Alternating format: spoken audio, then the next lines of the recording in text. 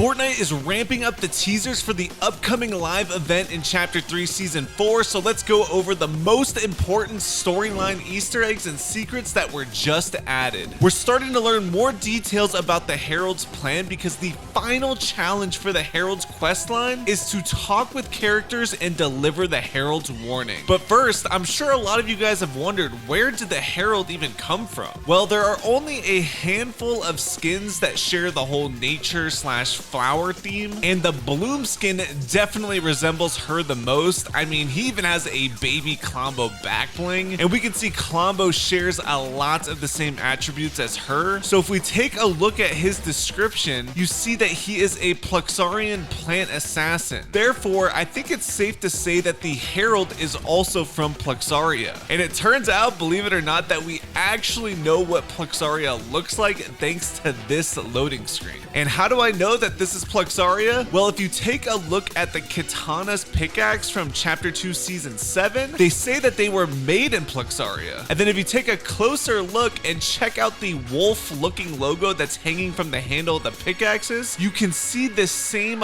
logo in the Parallel Universe loading screen. And by taking a closer look at this loading screen, you'll probably see a lot of other familiar symbols there as well, but this gives us a small glimpse of where the Herald came from. And this actually leads us to Easter egg number 3, the Herald and the Last Reality. The Cube Queen in the Last Reality faction summoned a ton of cubes that took over the Chapter 2 map, and now in Chapter 3, the Herald is spreading chrome throughout the map that stems from her base, Herald's Sanctum. And you guys have probably noticed that her base is made of a bunch of chrome hexagons, but I bet you didn't know that a 3D version of a hexagon is actually a cube. So it is definitely not random that she is using hexagons. And then when you add the fact that both the Herald and the Cube Queen reference the nothing, only nothing will remain.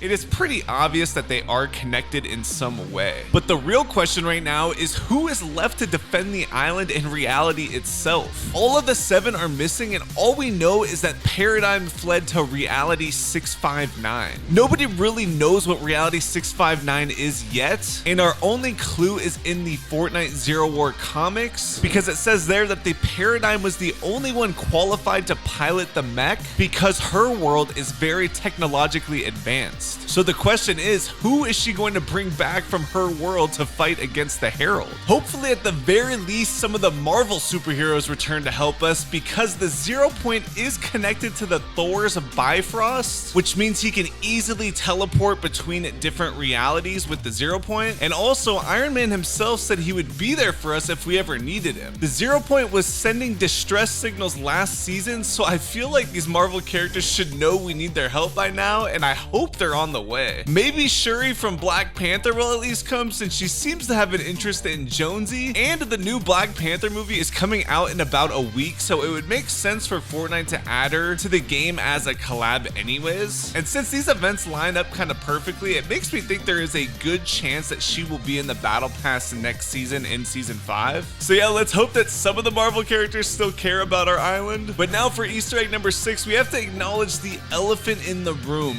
the Peace Syndicate. They're the only other faction left on the island, and if you guys don't remember, they didn't show up until after the war with the Imagined Order was over, but we knew there was something suspicious about them from the jump because all the members of the 7 did not trust them. You can see from these custom dialogues with the Foundation and Jonesy that the Peace Syndicate had done something in the past that they didn't like. And well, I'm starting to believe that we shouldn't trust them either. One of the 3 characters we delivered the Herald's warning to is Evie, which is definitely by design, and Evie says, so this is how it happens. I need to send a transmission. So who is she calling, and why does it seem like she kind of expected this to happen as if it was part of her plan? If we take a look at her NPC description, it says, secure Peace Syndicate message intercepted. You're doing well, Evie. It's almost time to move to the next phrase. Twine is en route to assist from X. But I would guess Evie was probably sending a transmission to this X guy after after the Herald gave her that warning. And something else that was kind of suspicious was when I went to the Rave Cave, I noticed that they have these tree decorations around the area that look like they could be representing the reality tree, which I think would mean that they're on the side of the Herald. There's a few other details that connect the Peace Syndicate to the Herald, but they're kind of a stretch. You guys remember the Pluxaria loading screen I showed you? Well, it seems like it's telling us that this is where the Cuddle Team's leader home is too. And that is interesting because the Peace Syndicate placed a giant Cuddle Team leader head on their base. So that means they could be connected to Pluxaria in some way, just like the Herald. I also noticed that there is a symbol of Saturn in the city, and then there's also a symbol of Saturn on the Peace Syndicate's blimp. And what's super crazy is that in real life, the planet Saturn has a perfect hexagon on the top of it. So yeah, I know these connections are kind of a stretch, but it is kind of interesting to me. Our next storyline mystery involves the Battle Pass character Grizz. You might think that this is just a goofy character to make the Battle Pass unique, but the fact that he is an official Slurp skin makes him super important. If you guys didn't know, Chaos Agent was actually the first person to create the Slurp skins, as seen in the Slurp Legends trailer here. And while it seems Grizz was created in the same location based on his loading screen, so I think there is a very good chance that this bear knows Chaos Agent or is working with Chaos Agent in some fashion. And this is huge news because we know that Chaos Agent works for Midas. We've already gotten some clues that Midas is silently working on a comeback, because when we talked to Meowscles as Midas, he asked us if we're back online. So it is possible that Grizz is one of the characters that Midas is recruiting for his comeback. Adding onto that, Fortnite just added a Midas related spray called Silver and Gold, so this could be a little teaser that's building up towards his big return. My only hesitation about this theory involving Grizz is that he has the Peace Syndicate's logo on a ton of his cosmetics. I get that an X is a pretty standard icon or letter, and it might only be on his outfit because he lost one eye, but there's no practical reason for why he has an X on his glider like that. Also, when you go up to the Sabina NPC, she says revenge won't make you feel any better. So I wonder who it was that screwed him over. If you go up to Eevee, she says, I don't trust small bears who carry big grudges. So in my opinion, that line doesn't really make it clear if he's holding a grudge against the Peace Syndicate or someone else entirely. So let me know in the comments whose side do you think Grizz is on.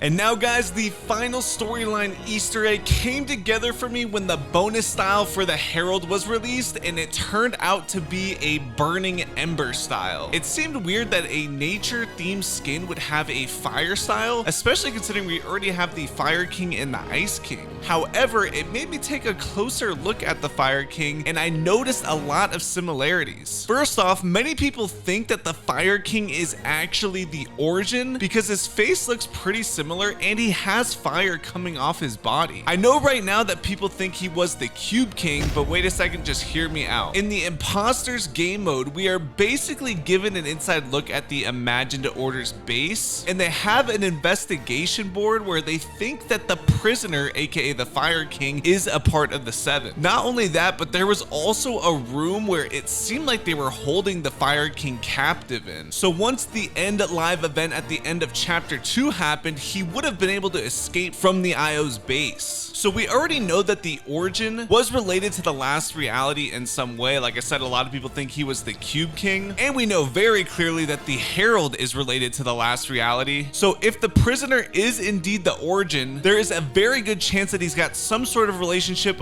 with the Herald. I mean, Jonesy even says that the Origin wanted to launch an attack on the Herald, so he clearly has a grudge against her. The Origin wanted to launch an attack on the Herald. Also, the Ice King was using the power of the cube when he was in his orb, so it's entirely possible that the Fire King could also use the power of the cube. But that does it, guys, for my theories. I'm super curious to see what your guys' thoughts are in the comments. Thank you guys for watching, and I'll see you in the next one. Peace out.